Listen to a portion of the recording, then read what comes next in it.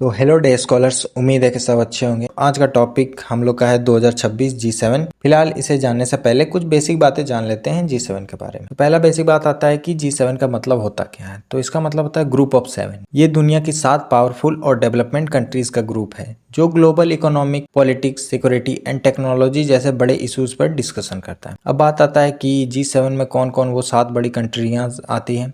तो पहला आता है USA, UK, Canada, France, Germany, Italy, Japan.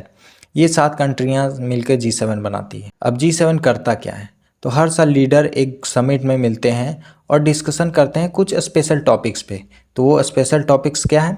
World economy, war and international security, climate change, AI and technology, trade और job. ये official law नहीं बनाता, मतलब ये कोई ऑफिशियली लॉ नहीं बनाता। दुनिया पर इसका काफ़ी इन्फ्लुएंस सिर्फ होता है, बाकी ये कोई लॉ नहीं बनाता। अब बात करते हैं कि 2026 में G7 समिट में क्या हुआ। तो ये 52nd समिट होता है जो कि जून 15 2026 मतलब 15 जून 2026 से 17 जून 2026 तक चलता है।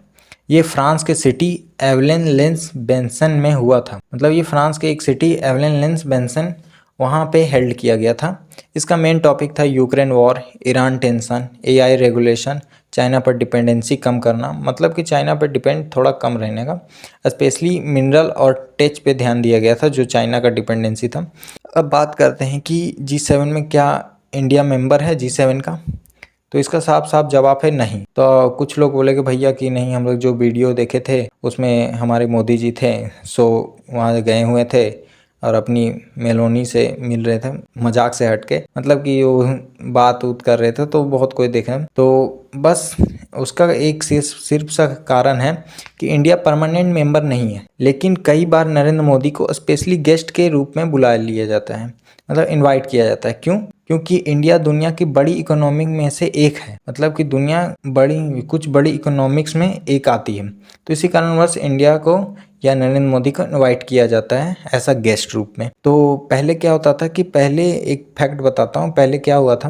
पहले G8 होता था, लेकिन कुछ मतलब कि 2014 में रसिया को निकाल दिया गया था। G8 जैसे कि रसिया भी इन्वॉल्व था, तो 2014 में रसिया को निकाल दिया जाता है। तो इस कारणवश G7 ही बचता है। अब रसिया को क्यों निकाला गया था तो ये नेक्स्ट वीडियो में मिलेगा। तभी फिलहाल इतने ही रखते हैं, मिलते हैं नेक्स्ट वीडियो में। वीडियो को लाइक और चैनल को सब्सक्राइब कर दिए। थैंक्स।